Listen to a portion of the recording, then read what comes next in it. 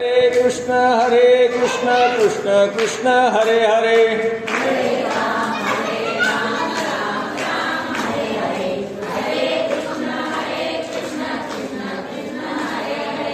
हरे राम राम राम हरे हरे हरे कृष्ण कृष्ण कृष्ण हरे हरे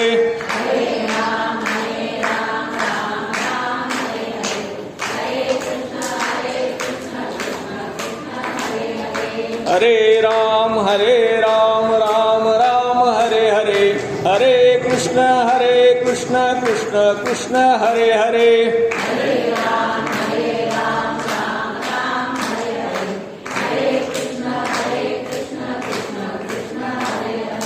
हरे राम राम हरे हरे हरे कृष्ण कृष्ण कृष्ण हरे हरे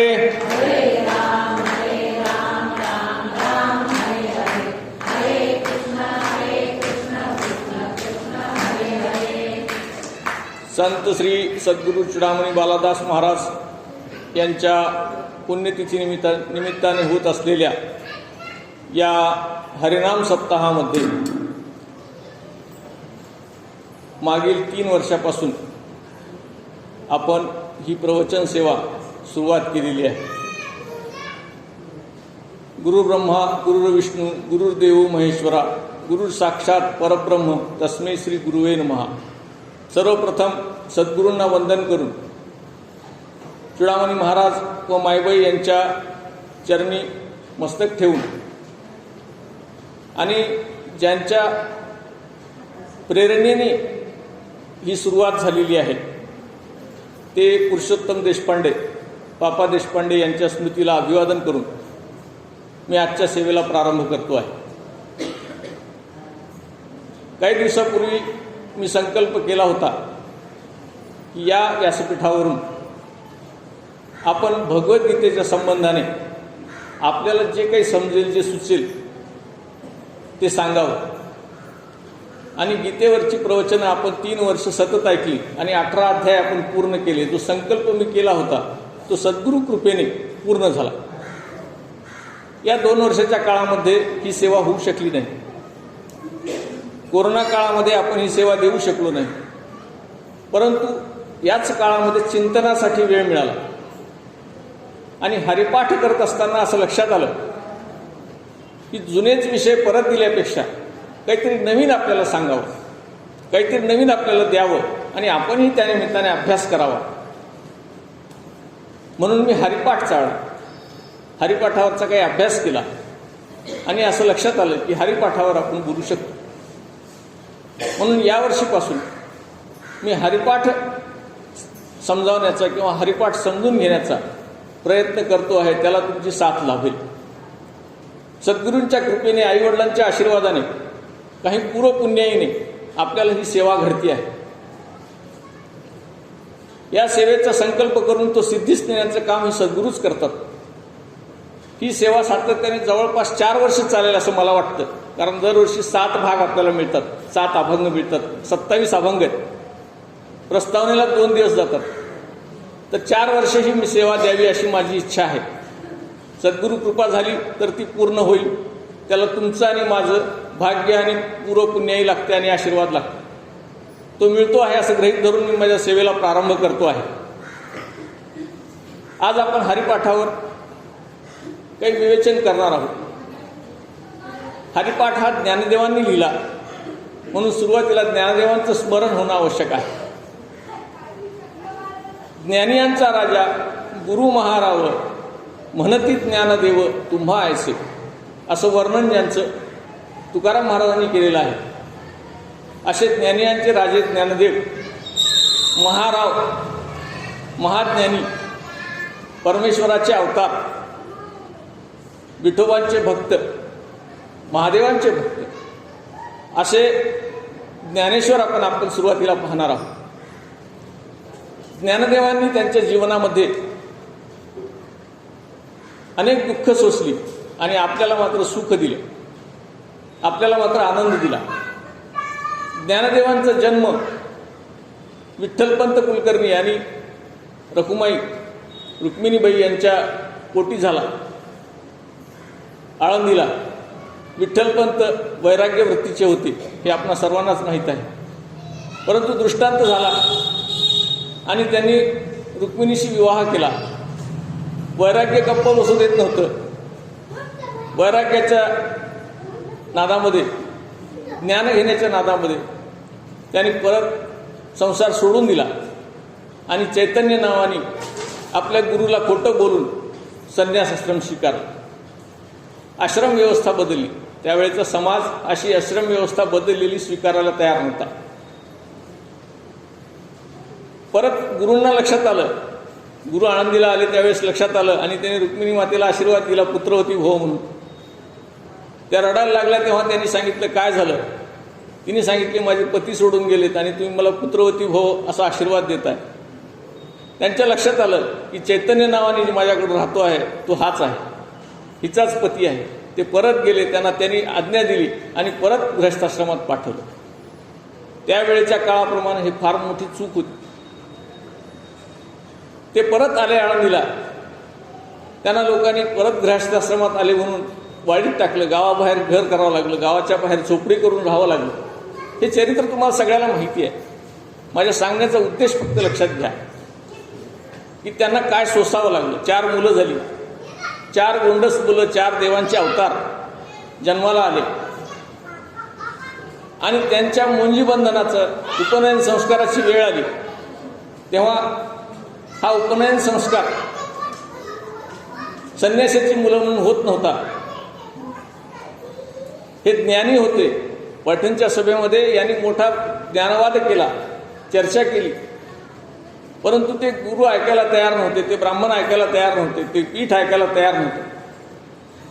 तेव्हा त्यांना चमत्कार दाखवावे लागले. मला त्यांच्या चमत्काराकडे यायचं. आपण त्यांचा एक एक चमत्कार जर पाहिला तर मुक्ताईला मांडे करावेसे वाटले, भावांना खाऊ घालावेसे वाटले. मांड्याचं खापर आणायला गेली. खापर लोकांनी फोडून टाकलं. विसोबा चाटी नावाचे त्यावेळेस ते प्रस्थ होतं गावामध्ये. त्या विसोबा चाटींनी खापर फोडलं आणि हे मांडे खातात कसे बघायला घरी आले. ज्ञानदेवांनी पाठ तापवली. योगी होते. योगमायेने त्यांनी पाठ तापवली आणि मांडे भाजून सर्व भाऊ एकत्र बसून खायला लागले. विसोबा चाटींनी चोरून बघितलं, अरे हे तर सगळे भावंड आनंदानं मांडे खात आहेत. त्यांच्या चूक लक्षात आली. त्यांनी ज्ञानदेवांचे पाय धरले. पुढे शिष्यत्व पत्करलं. मुक्ताईने त्यांना हे दिला, अनुग्रह दिला आणि ते परत नामदेवांचे गुरु झाले, ते विसोबा खेचर. हा इतिहास आपल्याला सगळ्याला माहिती आहे. मला सांगायचं तर चमत्कार सांगायचा. खापरासारखा झालेला हा समाज या एवढ्या ज्ञानी पुरुषांना स्वीकारायला तयार नव्हता. आश्रम व्यवस्थेमध्ये अडकलेला होता, वर्णव्यवस्थेमध्ये अडकलेला होता, जातीपातीमध्ये अडकलेला होता. म्हणून ज्ञानदेवांना हा चमत्कार दाखवावा लागला. हे चमत्कार करण्याची काही आवश्यकता होती का? काहीच नाही आहे. त्यांनी दिलेलं ज्ञान आता चमत्कार आहेत का? नाही आहे. त्यांचं ज्ञान आपल्याला सगळ्यांना पुरेसं आहे. पण त्यावेळेच्या समाजाला असा चमत्कार दाखवावा लागला. दुसरा चमत्कार त्यांनी केला. पैठणमध्ये जेव्हा ते शुद्धीपत्र आणायला गेले त्यावेळेस ते ब्राह्मण ऐकायला तयार नव्हते.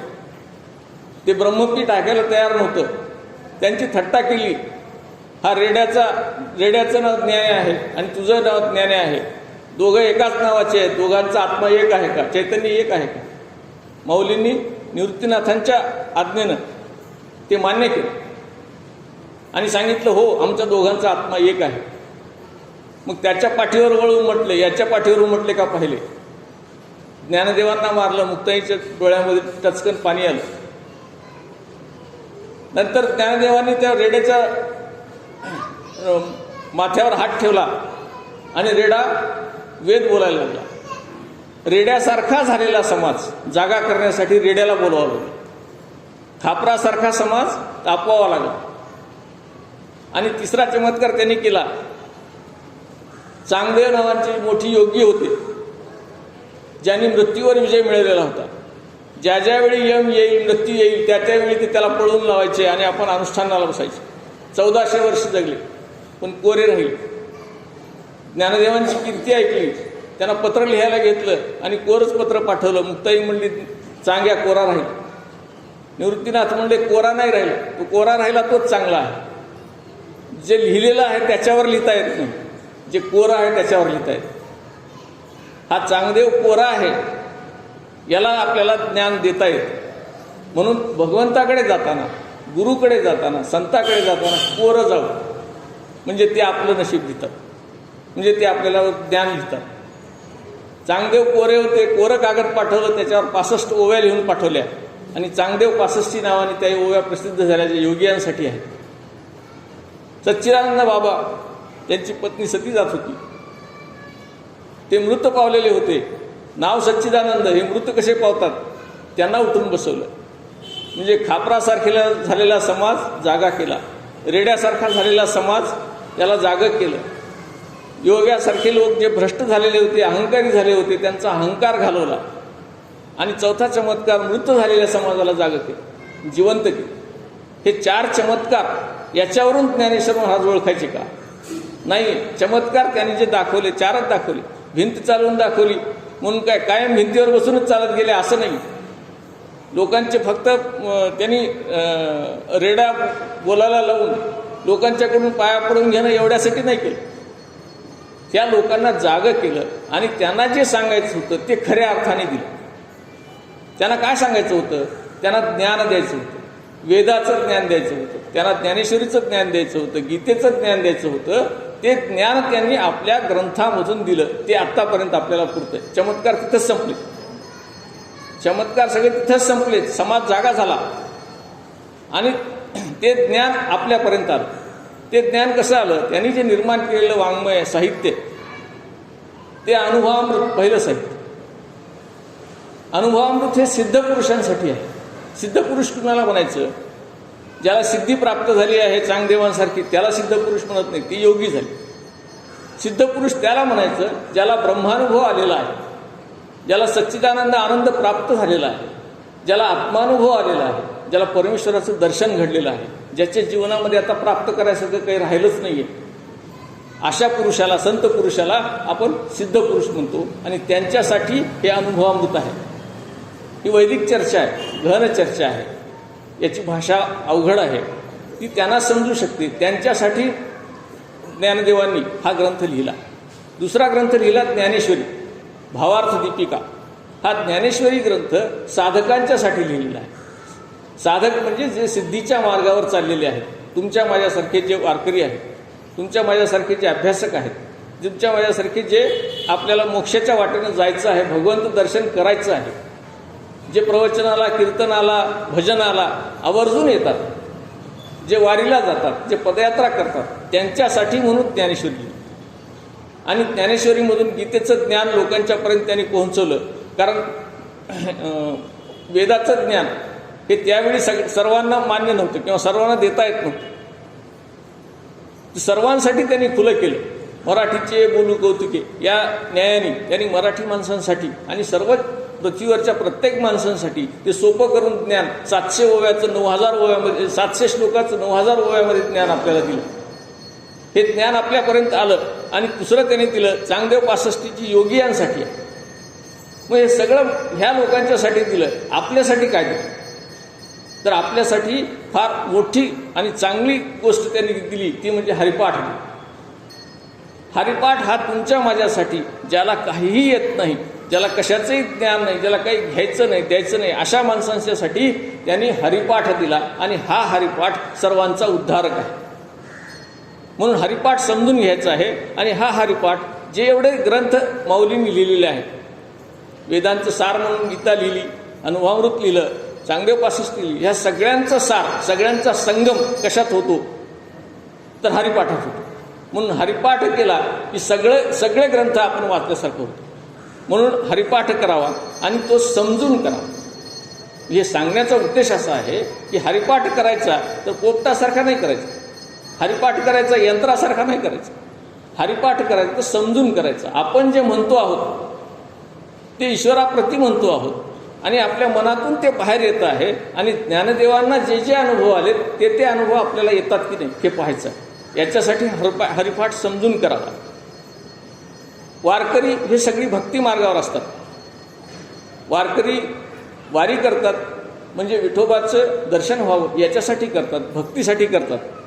आणि भागवत धर्म जो वारकऱ्यांचा धर्म आहे, जो ज्ञानेश्वरांनी ज्याचा पाया रचला आणि तुकाराम महाराजांनी ज्याचा कळस चढवला, एकनाथांसारख्या चोखामेळासारख्या संतांनी त्याला भित्ती दिल्या, असा हा जो भागवत संप्रदाय आहे हा जाती मानत नाही. वारीमध्ये जाताना कोणती जात कुणाची हे कुणालाच माहिती नसतं. सगळे माऊली असतात, सगळे विठोबा असतात, सगळे पांडुरंग असतात, सगळे भक्त प्रल्हाद असतात, सगळे पुंडलिक असतात, सगळ्या मुक्ताई असतात. म्हणजे जातपात न मानणारा हा वारकरी संप्रदाय किंवा भागवत धर्म आहे. वर्ण न मानणारा आहे. वर्ण म्हणजे वरच्या जाती, खालच्या जाती, सवर्ण, नीचवर्ण वगैरे असं काही न मानणारा आहे. हा लिंग मानत नाही. स्त्री पुरुष याचा भेद इथं नसतो. सगळे सारखे, सगळ्याच आई, सगळ्याच मुक्ताई. आणि याच्यामध्ये पैशावरून कोणी श्रीमंत कोणी गरीब असाही वाद नसतो. सगळे एकाच वेशामध्ये टाळ घेऊन नाद करत विठोबाचं नाव घेत पुंडलिक वरदा हरिविठ्ठलचा जप करत सगळेजण विठोबाजवळ जातात. म्हणजे सगळे समान पातळीवर आणण्याचं काम हा भागवत धर्म करतो आणि हा भेदाभेद तो नष्ट करतो. आज महाराष्ट्रातून अनेक पालख्या पंढरपुराकडे जात असतात. ही पालखी परंपरा संत तुकारामांचे चिरंजीव संत नारायण महाराज यांनी ही परंपरा चालू केली आणि देहूहून आळंदीला, आळंदीहून पंढरपूरला जाण्याची जी प्रथा त्यांनी चालू केली, त्यावेळेस त्यांनी ज्ञानोबा तुकारामचा जप सर्वांना दिला, घोष दिला आणि पुंडलिक वरदाचा घोष दिला. आणि असाच नामघोष करत करत त्यांनी पहिल्यांदा अशी यात्रा काढली आणि त्याच्या मागे मागे मग अशा दिंड्या निघायला लागल्या. मग त्याचं परत नियोजन झालं. आता व्यवस्थितपणे 10 लाख 12 लाख लोक जमा होतात, तरीसुद्धा व्यवस्थित यात्रा पार पडते. ही भगवंताची कृपा आहे. म्हणून तुकाराम महाराज म्हणतात, विष्णुमय जग वैष्णवाचा धर्म. हे जग विष्णुमय आहे. प्रत्येक कणाकणामध्ये इथे विष्णू सामावलेला आहे, देव सामावलेला आहे. आणि आपला धर्म कोणता आहे? वैष्णवाचाच धर्म आहे. वैष्णवजन कुणाला म्हणायचं? जे दुसऱ्याचं दुःख जाणतात त्यांना. वैष्णवजन तो तेने कही जो पीड पराई जाणे. दुसऱ्याचं दुःख, दुसऱ्याची पीडा जो जाणतो तो वैष्णव. अशा वैष्णव धर्माचं आपण पालन करायचं. भेदाभेद भ्रम अमंगळ. भेद करणारा हा अमंगळ आहे आणि सगळ्यांना समान लेखणारा, सगळ्यात समत्व पाहणारा हा मंगळ आहे, मंगल आहे, शुभ आहे. अशी तुकाराम महाराजांनी आपल्या ह्याच्यामध्ये रचना करून ठेवलेली आहे. आपल्याला जे सुख मिळतं ते विषयातून मिळतं. बद्धाचं विषय सुख. आपण बद्धच प्रपंचाला अडकलेले. प्रपंचात राहून न राहणारा हा मुक्त असतो आणि प्रपंचात राहणारा हा बद्ध असतो. आणि आपलं जे सुख असतं ते विषय सुख असतं. विषय सुख याचा अर्थ आपल्या इंद्रियांना, कर्मेंद्रिय, ज्ञानेंद्रिय यांना जे जे आवडतं ते ते आपण सुख मागत असतो आणि त्याच्यात सुख मानत असतो. भगवंत प्राप्तीचं सुख हे आपण मागत नसतो. आपल्याला किती तोळे सोनं, किती हजाराचे कपडे, किती मोठं घर, किती भांड्या घरामध्ये, खायला काय काय छान छान, याच्यामध्ये सगळं सुख आहे. परंतु हे अंतिम सुख नाही, हे परमसुख नाही. परमानंद सुख जर घ्यायचं असेल तर ते भक्ती सुख आहे. आणि असं भक्तिसुख मिळवण्यासाठी म्हणून आपल्याला भक्ती करावी लागते. आणि सिद्धार्थ जे असतं ते मुक्तिसुख असतं. सिद्ध म्हणजे संत तुकाराम महाराज, संत चुडामणी महाराज, संत गोंदवलेकर महाराज, हे असे जे लोक आहेत, संत ज्ञानेश्वर माऊली, यांचं जे सुख आहे हे परमानंदात आहेत. आनंदाचे डोही आनंद तरंग तरंगणारे लोक हे मुक्तिसुखात आहेत. हे सगळ्यामधून मुक्त झालेले. आपण मात्र अडकले. आणि अडकलेल्याला मुक्त करणे म्हणजेच भक्ती. त्याचं साधन जे आहे ते भक्ती. आणि ते भक्तिसुख हे सगळ्या सुखामध्ये श्रेष्ठ सुख आहे. म्हणून भक्तिसुख घ्यावं. तुकाराम महाराज त्याच्यासाठी म्हणतात, पुन्हा पुन्हा गर्भवास. आम्ही कशासाठी पुन्हा जन्माला यावं? भक्ती करण्यासाठी जन्माला यावं. आम्हाला मिळालेलं आहे, मुक्तिसुख मिळाले, सगळं मिळालं, परंतु भक्तिसुख हे त्याच्यापेक्षा श्रेष्ठ आहे. म्हणून भक्तिसुखासाठी आपल्याला भजनात जो आनंद होतो तो कशातच होतो. आपल्याला कीर्तनात जो आनंद होतो कशातच होत नाही. तसा आनंद घेण्यासाठी म्हणून आम्हाला जन्म घ्यायचा असं संत म्हणतात. म्हणून हे सुख घेण्यासाठीच आपण या मंदिरामध्ये येतो आणि या भक्ती करतो. व्यासांनी हा आनंद घेण्यासाठी ब्रह्मसूत्री सांगितले. ब्रह्मसूत्रे म्हणजे सूत्र कशासाठी असतं? आपण गणित विषय सगळ्यांनी शिकलेला असेल किंवा ऐकलेला असेल, त्याच्यामध्ये सूत्र असतं. समजा ह्या जागेचं क्षेत्रफळ काढायचं, लांबी गुणिले रुंदी, लांबी मोजली, रुंदी मोजली, गुणाकार केला, त्याच्यामध्ये किमती ठेवल्या की उत्तर येते, त्याला सूत्र म्हणतात. सोपं करणं. अशी ब्रह्मप्राप्तीची सूत्र सांगितली, त्याला व्यासांची ब्रह्मसूत्रे असं म्हणतात. पतंजलींनी योगसूत्रे सांगितली. 2000 वर्षापूर्वी पतंजली मुनींनी योगसूत्रे सांगितली. आपण जो रामदेव बाबाचा योग बघतो तो तोच आहे, पण तो फक्त आसन प्राणायामपर्यंत आहे. त्या 2च पायऱ्या. पुढे प्रत्याहार, ध्यान, धारणा, समाधी, ह्या अशा 8 नियम आहेत त्याचे. 8 पायऱ्या आहेत त्याच्या. शेवटचीच पायरी समाधी आहे. ती समाधी अवस्था प्राप्त करण्यासाठी म्हणून पतंजलींनी जी सूत्र सांगितलेली आहेत ती पतंजलीची योगसूत्रे. आणि नारदांनी भक्तिसूत्रे सांगितलेली आहेत. श्रवण, मनन, चिंतन, पादसेवन असे त्यांनी पण 9 भक्तिसूत्र सांगितलेली आहेत नारदांनी. त्याचा आपण पुढे आता जसं जसं आपण पुढे जाऊ तसं त्याचा उल्लेख करणार आहोत, त्याच्यावर चर्चाही करणार आहोत. ही योगसूत्रे सांगणार आहेत आपण आणि भक्तिसूत्रे सांगणार आहेत. त्याचाही परामर्श आपल्याला पुढे घ्यायचा आहे. परंतु ह्या सगळ्यापेक्षा जी ज्ञानदेवांनी आपल्याला दिलेली आहेत ती नामसूत्रे सर्वश्रेष्ठ. नामसूत्र कशात दिली? हरिपाठात. हरिपाठामध्ये 27 अभंगाच्या रूपाने त्यांनी आपल्याला नामसूत्र दिलेलं आहे. नाम कसं घ्यावं, नाम का घ्यावं, त्याचं प्रचिती कशी येते, त्यांना अनुभव कसे आले, हे सगळं त्यांनी त्या हरिपाठामध्ये सांगितलेलं आहे. हरिपाठ अनेक आहेत. जशी ब्राह्मणाला संध्या असते की नाही, ब्राह्मण संध्या करतात त्रिकाल, तसं त्रिकाल हरिपाठ करा. ब्राह्मणाची संध्या तसा वारकऱ्याचा हरिपाठ, हा दोन्ही सारखेच आहेत, काही बदल. तर अनेक हरिपाठ आहेत. तुकाराम महाराजांनी हरिपाठ लिहिलेला आहे, एकनाथ महाराजांनी लिहिलेला आहे, नामदेव महाराजांनी लिहिलेलं आहे, संत पुरुषोत्तम महाराजांनी लिहिलेलं आहे. हरिपाठ अनेक आहेत. परंतु ज्ञानदेवांचा हरिपाठ हा जास्त लोकप्रिय आहे, कारण तो जास्त हृदयाला भिडतो, खरं सुख आपल्याला मिळवून देतो. म्हणून ज्ञानदेवांचा हरिपाठ सर्वजण करतात. जीवनामध्ये जीवन हे दुधासारखं आहे, पवित्र आहे, शुद्ध आहे. परंतु त्याच्यामध्ये विषय आला की ते मीठ टाकल्यासारखं नसतं. जीवनामध्ये दुधासारख्या जीवनामध्ये जर मीठ पडलं दुधामध्ये तर काय होतं? दूध नसतं. आणि त्याच्याऐवजी साखर पडली तर ते गोड होतं, अमृत होतं. मग इथं 2 वस्तू आहेत, एक मीठ आहे आणि दुसरं साखर आहे. दूध तर जीवनात सारखंच आहे, सगळ्यांचं जीवन सारखंच आहे. ज्याच्या जीवनामध्ये विषय येईल त्याचं जीवन नसेल, आणि ज्याच्या जीवनामध्ये नाम येईल त्याचं जीवन गोड होईल. साधं सूत्र स्वीकारायचं आपल्याला. आपल्या जीवनामध्ये विषय आणायचा का आपल्या जीवनामध्ये नाम आणायचं हे आपण ठरवायचं. आपण नाम आणलं की आपलं जीवन काय होईल? सुखी होईल, आनंदी होईल, गोड होईल. आपलं जीवन गोड करायसाठीच नाम आपल्याला घ्यायचं आहे. म्हणून प्रपंच करत असताना प्रपंच सोडावा असं कधी सांगितलेलं नाही, प्रपंच करावा नाही इतका असं सांगितलेलं आहे. प्रपंचात राहून आपल्याला मोक्ष साधायचा, प्रपंचात राहून आपल्याला भगवत दर्शन करायचं आहे. पण प्रपंचामध्ये आपण काय करतो? सातत्याने चिंता करतो, काळजी करतो. कशाची चिंता करतो? जे नाही त्याची चिंता करतो. आपल्याकडे काय आहे ते आपण पाहत नाही, आपल्याकडे काय नाही ते आपण पाहतो. नाक आहे पण त्याला नथ नाही, कपडे आहेत भारी नाही, घर आहे 2च खोल्या, हे सगळं आहे त्याच्या पुढचं आपल्याला पाहिजे असतं. कधीच आपल्या मेंदूमध्ये समाधान नावाची गोष्ट येत नाही, हृदयामध्ये समाधान नावाची गोष्ट येत नाही. मरेपर्यंत काही ना काहीतरी पाहिजे असतं. जसं लग्नामध्ये ते नवऱ्याला बायको आणा म्हणून सांगते, जाणीव करून देतात की आता तुला आयुष्यभर आणा मागं तुझ्या लागला. तसं आपल्याला पाहिजे, कामना, वासना, त्याची तृप्ती कधीच होत नाही. श्वास संपतात पण आपल्या वासनांची तृप्ती होत नाही.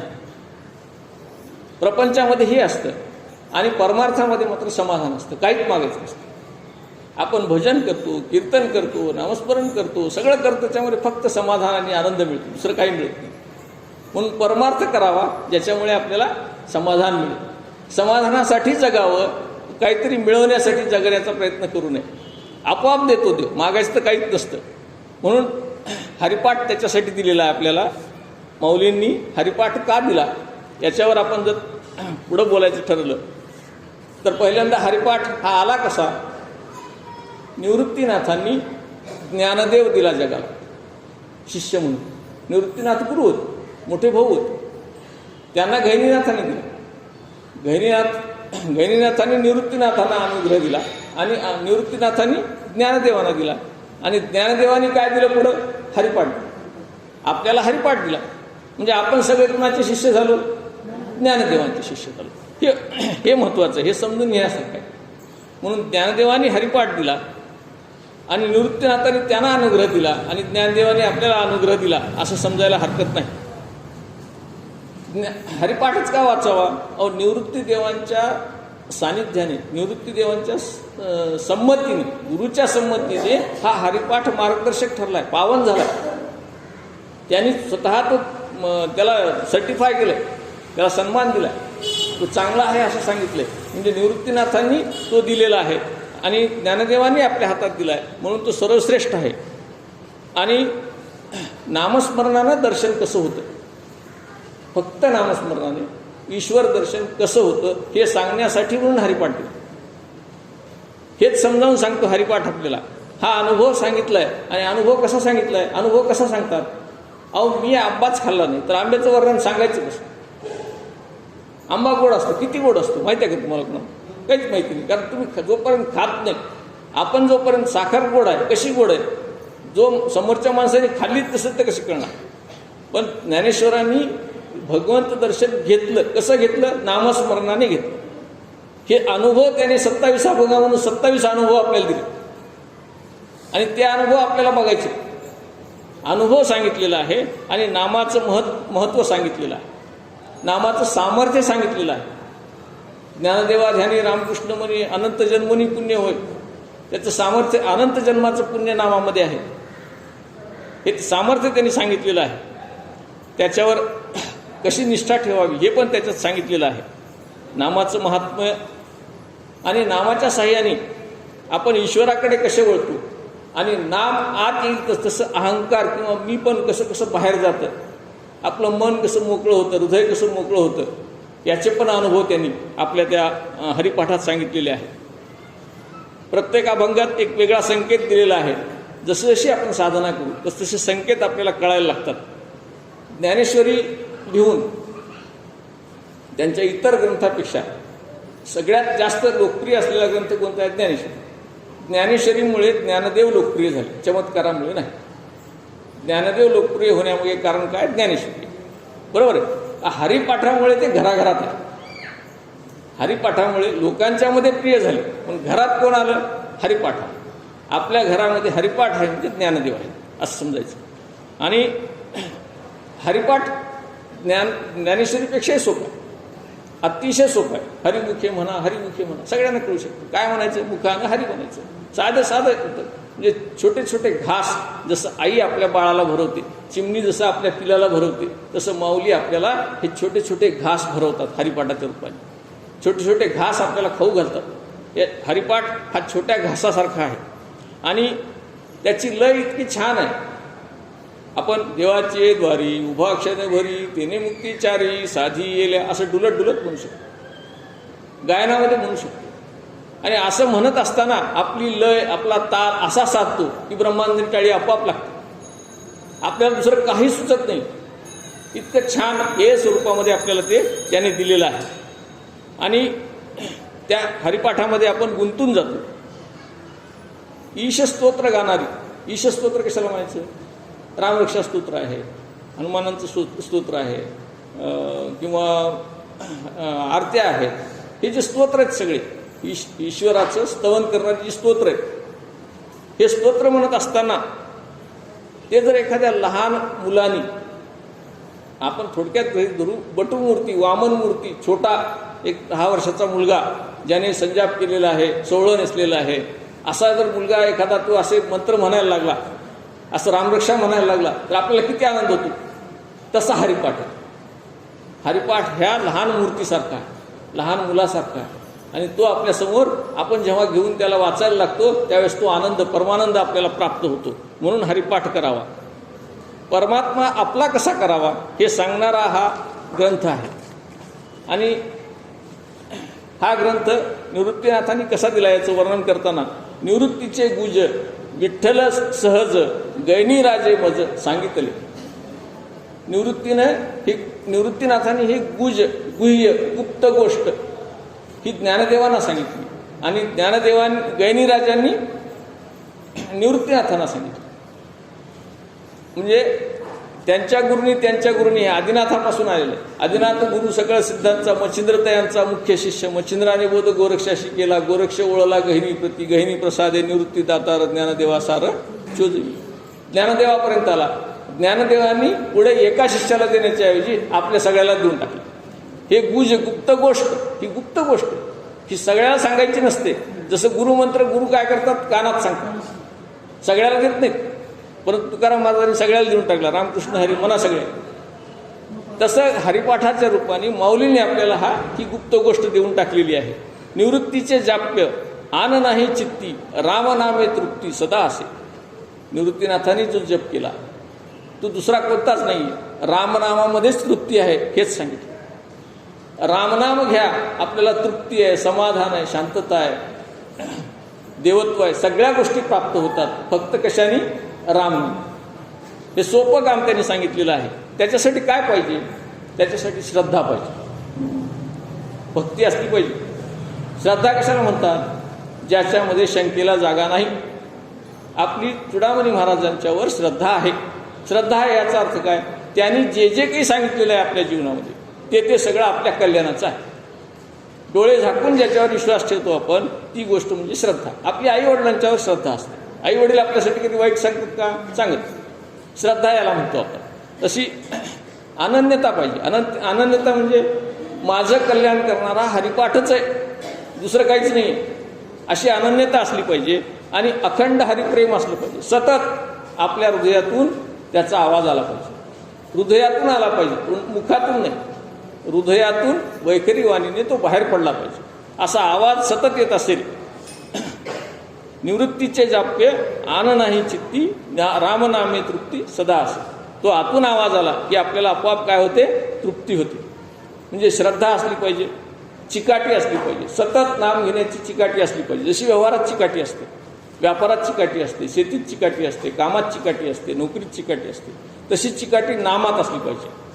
आणि अखंड हरिप्रेम, अनन्यता, ह्या 4 पायऱ्या आहेत. ह्या 4 पायऱ्या ओलांडून आपण जेव्हा पुढं जातो तेव्हा कुठं प्रवेश करतो? एकदम गाभाऱ्यात प्रवेश करतो. गाभाऱ्यामध्ये काय असतं? देवाची मूर्ती असते. गाभाऱ्यामध्ये देव असतो. ह्या 4 पायऱ्या आपण जर पूर्ण केल्या तर आपल्याला गाभारा भेटतो आणि गाभाऱ्यामध्ये देवाचं दर्शन, भगवंताचं दर्शन व्हायला लागतं. म्हणून हरिपाठ दिलेला आहे. आणि त्याच्यासाठी आपल्याला गाभाऱ्यात स्थिरता प्राप्त होण्यासाठी संत संगती पाहिजे. संतांची संगत असेल तर जो भोवरा फिरता आहे तो सुद्धा एका ठिकाणी स्थिर राहतो. ती स्थिरता प्राप्त होते. ती स्थिरता प्राप्त करण्यासाठी संतांची संगत असली पाहिजे. आणि सत म्हणजे नित्य, सतत जो आहे तो, त्याचं अस्तित्व मान्य असलं पाहिजे. तो चैतन्य रूपामध्ये या सृष्टीत नटलेला आहे याची जाणीव असली पाहिजे. आणि आनंद किंवा सर्व सुख त्याच्यापाशी आहे याची जाणीव असली पाहिजे. सर्व सुख तोच देऊ शकतो, त्याला सच्चित आनंद असं म्हणतो. सच्चित आनंद म्हणजे दुसरं काहीच नाही आहे. तो आहे, तो ही सृष्टी चालवतो आणि तोच मला सर्व सुख देणार आहे याची जाणीव असणे. ज्ञानेश्वरांनी ज्ञानेश्वरीमध्ये गीतेच्या 700 श्लोकाचं 9000 ओव्यामध्ये रूपांतर केलं. आणि हरिपाठामध्ये किती दिले? फक्त 27 अभंग दिले. ह्या 700चं 9000 आणि 9000चं 27 आणून ठेवले. 27 ह्या सगळ्यांचंच सार आहे. हे 27 अभंग पाठ केले आणि याचं सातत्याने आपण जर पाठांतर केलं, पाठ केलं तर आपल्याला गीता किंवा ज्ञानेश्वरी वाचल्याचा आनंद किंवा पुण्य मिळू शकतं. प्रत्येक युगामध्ये वेगवेगळ्या प्रकारचं ध्यान सांगितले, उपासना सांगितलेली. सत्ययुग जे होतं त्याच्यामध्ये ध्यान साधना सांगितलेली. ध्यानाने परमेश्वर प्राप्ती ती सत्ययुगामध्ये होती. त्रेतायुगामध्ये यज्ञ सांगितला. यज्ञ आपण रामाच्या कृष्णांच्या काळामध्ये यज्ञ पाहिलेले आहे. अश्वमेध यज्ञ, राजसूय यज्ञ, पुत्रकामेष्टी यज्ञ, असे वेगवेगळे यज्ञ आहेत. पाऊस पडावा म्हणून सुद्धा यज्ञ करतात. हे छोटे मोठे जे यज्ञ असतात ते सगळे वेदामध्ये सांगितलेले आहेत. ते यज्ञ हे त्रेतायुगामध्ये सांगितलेले आहे. आणि द्वापार युगामध्ये पूजा सांगितल्या. पूजन, वेगवेगळ्या प्रकारचे पूजन वेदामध्ये दिलेले आहेत. आपण जे पूजन करतो ते वेगवेगळ्या प्रकारच्या पूजा ह्या द्वापार युगामध्ये सांगितलेल्या आहेत. आणि कलियुगात मात्र सगळ्यात सोपं साधन दिले, नामस्मरण. नामस्मरण या साधनाने तुम्हाला ह्या सगळ्या कुठल्याच साधनाची गरज नाही. योगयागविधी येणेनोय सिद्धी, या कुठल्याच साधनाची गरज नाही आहे. फक्त नाम साधना ठेवा, तुम्हाला जे पाहिजे ते मिळू शकते. आणि हरिपाठ हा आपल्याला दुःख विसरायला लावतो. आपली किती अडचणी असो, किती यातना असो, ज्या ज्यावेळी दुःख होईल त्यावेळेस हरिपाठ घेऊन बसा, हरिपाठ म्हणत राहा, सगळे दुःख विसरून जातात. दुःख विस्मृती करणारा हा ग्रंथ आहे. हरिपाठ हा ज्ञानदीप आहे, जो आपल्या जीवनातला अंधार नाहीसा करतो, अज्ञान नाहीसा करतो, असा ज्ञानदीप आहे. आणि कुंठा नाही, म्हणजे वैकुंठ निर्माण करणारा. जिथं जाईल तिथं हरिपाठ वाचा, वैकुंठ आपल्या भोवती आपोआप निर्माण होते, आपल्या देहात निर्माण होते, आपल्या घरात निर्माण होते, मंदिरात निर्माण होते. सगळीकडे वैकुंठ निर्माण करणारा हा ग्रंथ आहे. आणि अगदी सोपा अर्थ याचा असं सांगितलेला आहे, न वेचे कदा ग्रंथीचे अर्थ काही, मुखे नाम उच्चारिता कष्ट नाही, महाघोर संसार शत्रू जाणावा, प्रभाते मनी राम चिंतित जावा. सोपं सूत्र सांगितलेलं आहे. काय सांगितलंय? ग्रंथाचे अर्थ काढण्याच्या भानगडीत पडू नका. न वेचे कधी ग्रंथीचे अर्थ काही, मुखे नाम उच्चारिता कष्ट नाही. ग्रंथ वाचत बसल्यापेक्षा सरळ सरळ मुखाने नाम घ्या, सोपं काम सांगितलं. महाघोर संसार, संसार हा आपल्याला सुखाचा वाटतो, पण संसार सुखाचा नाही, महाघोर आहे. त्याला शत्रू जाणं म्हणजे त्याला सोडून द्या म्हटलेलं नाही. त्याच्यात राहूनच आपल्याला हे करायचं आहे, सगळं प्रपंचात राहून करायचं आहे. महाघोर संसार शत्रू जाणावा, प्रभाते मनी रामचिंतित. प्रभातेच नाही, दिवसभर केव्हाही कुठेही आपण स्मशानभूमीत सुद्धा रामाचं नाव घेतो. लक्षात ठेवा, जेव्हा जेव्हा भीती वाटली त्यावेळी रामाचं नाव घेतो. सातत्याने रामाचं स्मरण करीत राहावं असं सांगितलेलं आहे. हे रामाचं स्मरण का करावं, नामाचं स्मरण का करावं, गणेशाचं स्मरण का करावं, महाराजांचं स्मरण का करावं, संतांचं स्मरण का करावं, त्याचं महत्त्व आहे. त्याचं काय महत्त्व आहे? आपल्याला जन्म दिलेला आहे, मग तो कोणताही असो, प्राण्याचा असो मानवाचा असो. योगायोगाने मानवाच्या जन्मात आहेत आपण, हे सगळ्यात चांगले. 84 लक्ष योनी पार करून आपल्याला हा दुर्लभ जीव मिळालेला आहे. तो हरिपाठ वाचण्यासाठी मिळाला आहे, ज्ञानेश्वरी वाचण्यासाठी मिळालेला आहे. मग आपण हे आलेलो आहोत जन्माला, ते काही भोग भोगण्यासाठी आलेलो आहे. आपल्या पूर्वकर्माचं जे संचित आहे ते फेडण्यासाठी आलेलो. आपल्याला आपलेच जर कोणी त्रास देत असतील, आपल्याला आपलेच जर कोणी सुख देत असतील, तर ते पूर्वकर्माचं फळ आपल्याला देतात, एवढं लक्षात ठेवायचं. एखादी व्यक्ती, आपला भाऊ आपल्याला त्रास देत असेल, आपला मुलगा आपल्याला त्रास देत असेल, आपले वडील आपल्याला त्रास देत असतील, तर ते पूर्वकर्माचं संचित आहे. आपण ते भोगतो आहोत, म्हणजे ते पूर्ण करतो आहोत आपण, असं गृहीत धरायचं. त्यांचं देणं फेडतो आहोत असं गृहीत धरायचं. ईश्वराने जे दिलंय ते मला पाप फेडण्यासाठी दिलेलं आहे. सुख जे दिले ते माझ्याकडे जेवढं पुण्य होतं ते पुण्य पूर्ण करण्यासाठी दिलेलं आहे. हे पाप पुण्याची बेरीज इथं मला संपवायची आहे. आणि जे कर्म मी करन ते पुढच्या माझ्या जन्मासाठी मला उपयोगी असेल. आणि असे अनेक जन्म घेऊन मी तुझ्या दर्शनाला येईल. जन्मोजन्मी आम्ही बहुपुण्य केले, असं बहुपुण्य करत गेलं तर तुझं दर्शन होतं. तेव्हा या विठ्ठले कृपा केली. अशी कृपा व्हावी याच्यासाठी हा मानवजन्म. आणि असा मानवजन्म आपण जेव्हा घेतो तेव्हा हे जे दुःख सुख भोगण्याचं, आता ह्या दृष्टिकोनातून जर आपण पाहिलं की आपल्याला त्रास होतो आहे, सासूचा त्रास होतोय, जावेचा त्रास होतोय, शेजारीचा त्रास होतो, कुणाचाही त्रास होत असेल, सासऱ्याचा त्रास होतोय, त्रास आपण जर असं म्हणलं की ईश्वराने माझ्या कर्माचं फळ मला दिलंय असं म्हणलं की सगळं झिरो होऊन जातं. काहीच जाणीव राहत नाही त्याची. अहो, प्रल्हादाला तेलाच्या टाकीत टाकलं, उकळत्या तेलात टाकलं, त्याने नारायण नाम घेऊन उद्धार केला की नाही स्वतःचा. त्यांना पोळलं का? नाही पोळलं. तर हे पोळणं बंद होऊन जातं. म्हणजे अशी दुःख सहन करण्याची क्षमता आपल्यामध्ये येते. कशाने येते? हरिपाठाने येते, नामाने येते. म्हणून नामाचं महत्त्व आहे. दुःखाची तीव्रता कमी करण्याचं काम. दुःख कमी होत नाही, लक्षात ठेवा, दुःख कमी होत नाही. मला सांगा, पावसात तुम्ही उभे आहेत, पाऊस कमी करू शकता का? नाही. छत्री घेऊ शकता की नाही? छत्री घेतली की पावसाचं प्रमाण कमी होतं की नाही? दुःख कमी होतं. तसं नाम घेतलं की हे छत्रीचं काम करतं. नाम हे आपल्यावरचं छत्र आहे, नाम हे सूत्र आहे. त्याचा उपयोग करा. आणि ज्या ठिकाणी तुम्ही नाम घेताय ते आजूबाजूची सगळी वास्तू शुद्ध होते. तुम्ही देवघरात नाम घेता, देवघर शुद्ध होतं. आपल्या घरात नाम घेता, घर शुद्ध होतं. ही भूमी पवित्र का आहे? महाराजांचं हे जे स्थान आहे, चुडामणी महाराजांचं हे जे मंदिर आहे, हे शुद्ध का आहे? केवळ इथे नामस्मरण चालतं. हे एकच ठिकाण असं आहे की जिथे 12ही महिने नामस्मरण होतं. तुम्ही भजनी मंडळी रोज इथं भजन करता, गीता वाचली जाते, कीर्तनं होतात, संकीर्तन होतं, पूजा होते, सगळ्या गोष्टी इथं होतात, आरती होते. म्हणून हे स्थान पवित्र आहे. म्हणून ती स्थान पवित्र होतं, ती जागा सात्विक होते. याच्यासाठी म्हणून आपण नामस्मरण करायचे, समाधान मिळतं. आणि जिथे नामस्मरण, मला कुठेही शोधू नका, भगवंतांनी सांगितलं, मला कुठेही शोधू नका, जिथं भजन चालू तिथं शोधा, मी असतो तिथं. म्हणून कीर्तन ऐकायला, भजन ऐकायला, प्रवचन ऐकायला भगवंत स्वतः येतात असं म्हटलं जातं. म्हणून सांगणाऱ्यांनी कुणासाठी न सांगायचं, भगवंत ऐकायला असं समजून सांगायचं. आणि ऐकणाऱ्यांनी पण आपल्या शेजारी बसलेत असं गृहीत धरायचं. आणि काळजी, भीती संसारामध्ये हे महत्त्वाचे घटक आहेत. याच्याशिवाय आपलं जीवनच पूर्ण नाही. आपल्या मागे नेहमी काळजी असते, चिंता असते. इथं येईपर्यंत आपलं प्रवचन कसं होतं, चिंता आहेच की नाही? मला हे संपेपर्यंत मला चिंता आहे, कुठं तहान लागते, कुठं काय होतं, काय सांगते. म्हणून चिंता ही असतेच आहे. ती चिंता कुणावर ढकलायची? महाराजावर ढकलून द्यायची, संतावर ढकलून द्यायची, देवावर ढकलून द्यायची.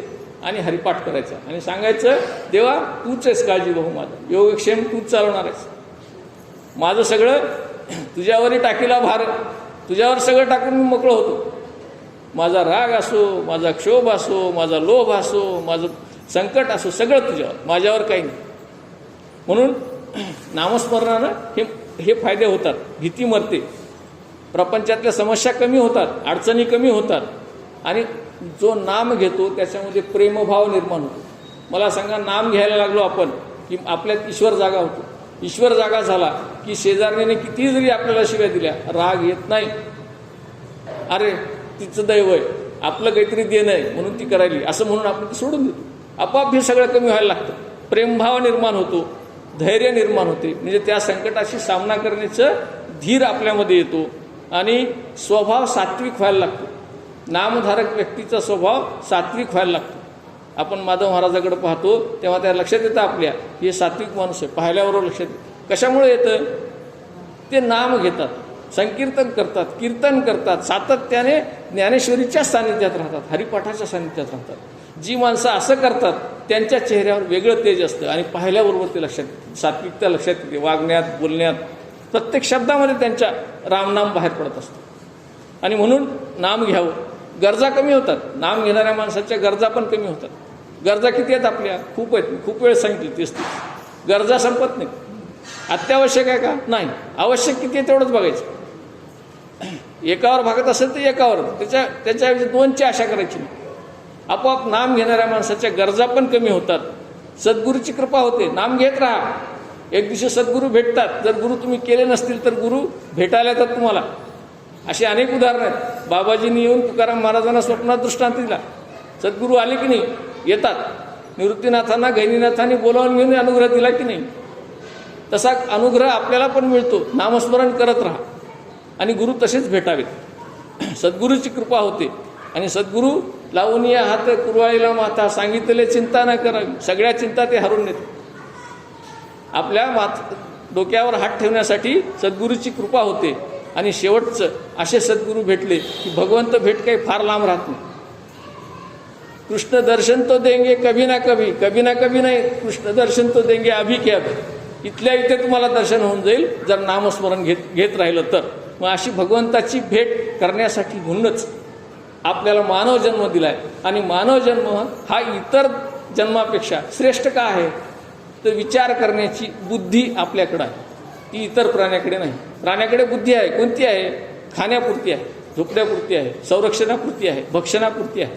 त्याच्यापेक्षा जास्त बुद्धी त्याच्याकडे नाही. पण आपल्याकडे त्याच्या पुढची बुद्धी आहे. बुद्धी आपल्याला जास्त दिली आहे. त्याचं कारण आपण भगवंताकडे जावं म्हणून दिलेली आहे. आपण चिंतन करू शकतो, मनन करू शकतो, पठन करू शकतो, लक्षात ठेवू शकतो आणि बोलू शकतो. सगळ्यात महत्त्वाचं म्हणजे आपण जर रेड्याला प्रवचन कर म्हणलं तर ज्ञानेश्वर महाराजांनाच बोलावं लागेल, दुसरं कोणी करू शकत नाही. प्रवचन करण्यासाठी इतर प्राण्याला संधी नाही. प्रवचन करायचं असेल, कीर्तन करायचं असेल तर इथं माधव महाराज म्हणून जन्म घ्यावा लागतो, चुडामणी महाराज म्हणून जन्म घ्यावा लागतो, किंवा आपल्यासारखे कोणीतरी व्यक्ती जी अभ्यास करणारी आहे त्याच्यासारखा जन्म घ्यावा लागतो. म्हणजे व्यक्ती पुरुष म्हणून किंवा स्त्री म्हणून या पृथ्वीवर जन्म घ्यावा लागतो. तो जन्म आपल्याला दिलेला आहे, आयता दिला भगवंतानी, तो याच्यासाठी दिलेला आहे. हे ओळखून नामस्मरण करावं, हे ओळखून हरिपाठ करावा, आणि हरिपाठ जर केला तर आपल्याला भगवंत दर्शन हे दूर नाही. असं भगवंत दर्शन हे सर्वांना व्हावं, सर्वांना उपलब्ध व्हावं, सर्वांना भगवंत दिसावेत अशी इच्छा व्यक्त करून आजची सेवा सद्गुरूचरणी समर्पित करतो. यानंतर पसायदान होईल आणि आजच्या आपला कार्यक्रम इथे पूर्ण होईल.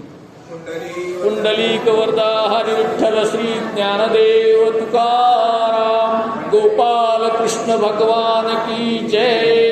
पंढरीनाथ महाराज की जय. संत श्रेष्ठ ज्ञानेश्वर माऊली महाराज की जय. संत जगद्गुरु तुकाराम महाराज की जय. संत सद्गुरु चुडामणी बालादास महाराज की जय. रेणुका माता की जय. जय जय रघुवीर समर्थ. आता विश्वात्मके देवे येणे वाक्यज्ञ तोषावे. दोषो निमज